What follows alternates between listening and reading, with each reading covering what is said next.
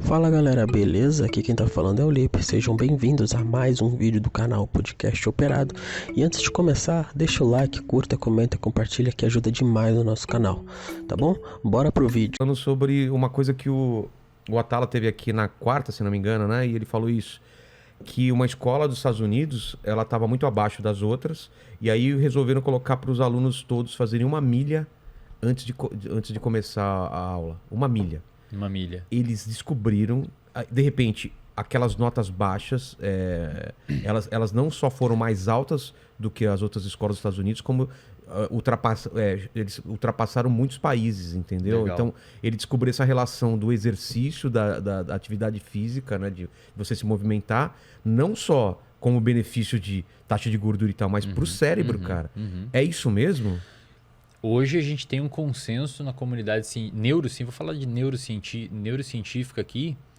Bom, primeiro, a atividade física, o exercício físico, para questões cardiovasculares, metabólicas, respiratórias, é indiscutível que é super benéfico.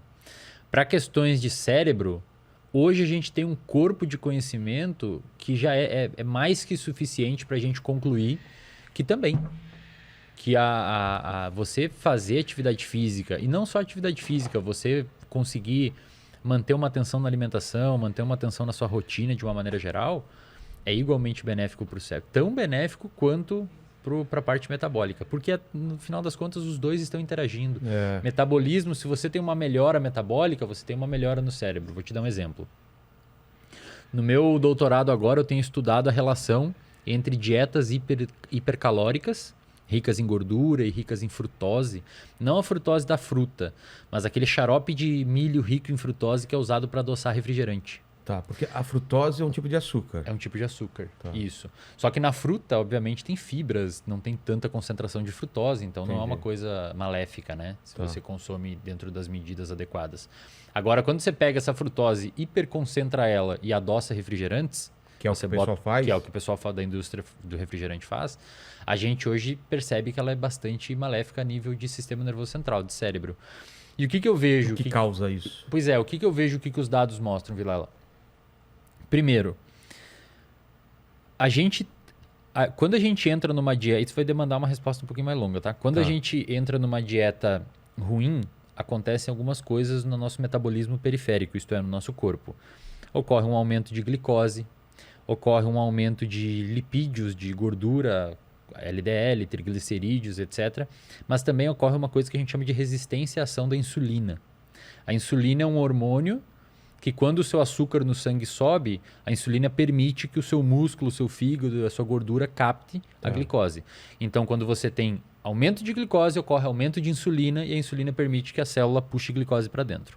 Diabéticos, que tem uma alta taxa de açúcar no sangue, de glicose no sangue, eles têm um quadro chamado principalmente no diabetes tipo 2, um quadro chamado de resistência à ação da insulina. Ou seja, a pessoa comeu tanto açúcar, comeu Não dá tanta conta? coisa, que meio que o pâncreas, que é o órgão que libera insulina, liberou tanta insulina que a célula ficou resistente.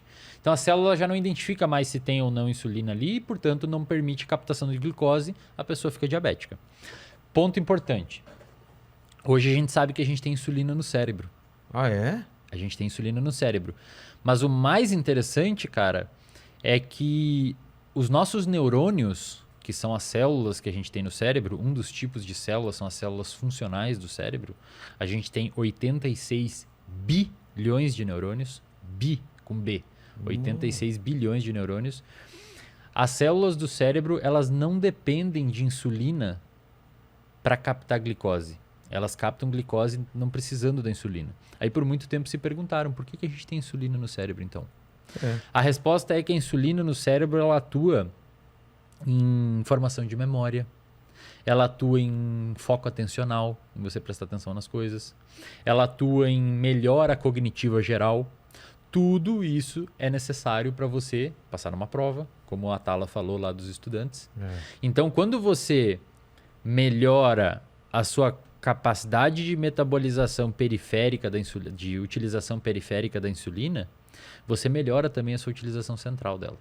Entendi. Então é impossível a gente dissociar mente e cérebro e corpo. As duas coisas são unidas. E quando você faz uma atividade física, você sinaliza para o seu cérebro que está tudo bem na periferia e melhora a microbiota, várias outras coisas importantes. Isso é um ponto. Então você diminui inflamação, coisas que a gente pode conversar. E a nível do sistema nervoso central, a nível do cérebro, você aumenta várias coisas importantes para o aprendizado de curto a médio prazo. A curto prazo, Vilela, se você, por exemplo, levanta de manhã ou ao meio-dia ou à tardinha, algum horário que você decide fazer atividade física e você dá uma caminhada de 1 milha, uma caminhada que for, não precisa ser nada muito, muito intenso, você vai aumentar as suas catecolaminas, isto é, noradrenalina, as suas monoaminas de uma maneira geral. Você tá inventando essas palavras. Não. Pega a mina, traz a mina, né? Josemina. Josemina. E aí você aumenta a dopamina, você aumenta a noradrenalina, etc. Dopamina, depois a gente vai falar dela. Dopamina, vamos falar. E esse aumento é...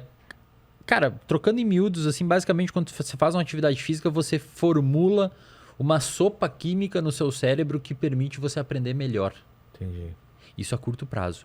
A longo prazo, você aumenta a quantidade, a produção de fatores que a gente chama de fatores neurotróficos. Isto é, são fatores que permitem o seu cérebro se moldar e melhorar. Porque o nosso cérebro é quase como se fosse uma impressão digital do nosso comportamento. Ele se molda estruturalmente, inclusive fisicamente, de acordo com o que a gente faz.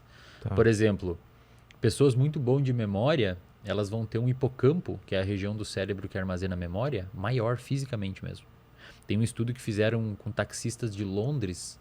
Eu sempre mostro esses estudos nos meus cursos, que os taxistas de Londres, para passar na prova lá, para ser taxista... Eles têm que saber todas as ruas, não pode usar o Waze. Eu vi isso. Exato. Eles têm que saber, né? A prova, cara, envolve decorar 25 mil ruas.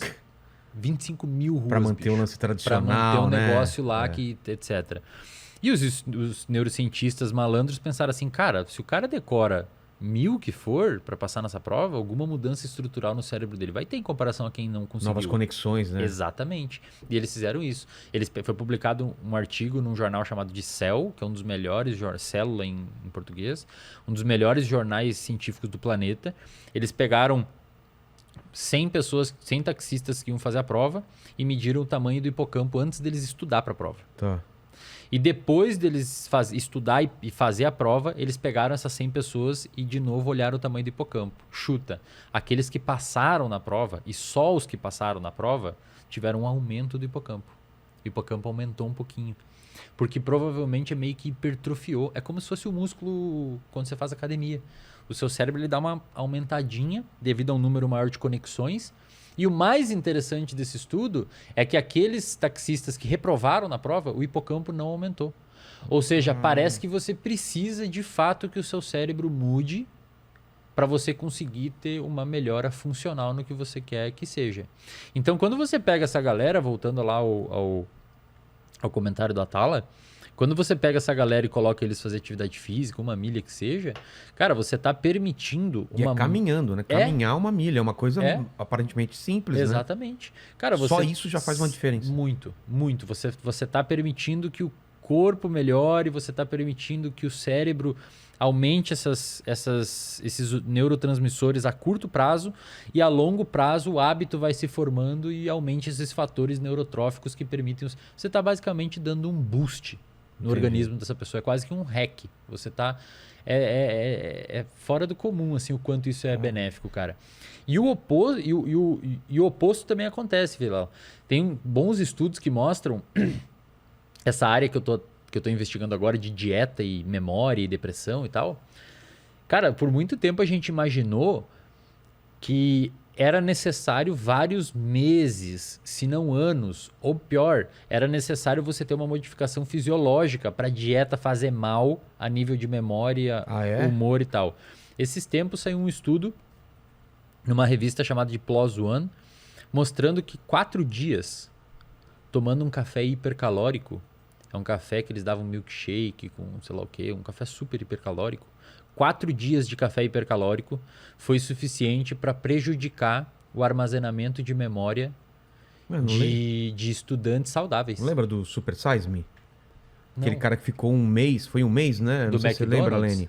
Um mês no McDonald's, só se alimentando no McDonald's, foi um o mês. estrago que fez. Não, Foi um mês. O cara teve que Imagina. O cara teve que parar, né, meu? Ele tava entrando em depressão. É. Então hoje a gente sabe que essas paradas dela de atividade física, comer mal, inatividade física, não precisa mais ser crônico. Agudo Entendi. já é suficiente para fazer um estrago. Mas eu queria falar de uma coisa que eu acho muito fascinante, que é o seguinte. Não sei se faz parte do seu estudo também, mas de analisar a nossa evolução como ser humano. Como que era antes, quando a gente era caçador-coletor, a gente vai para fixar mais numa terra, começa a agricultura, para a gente dar esse salto de hoje, que é o máximo de conforto,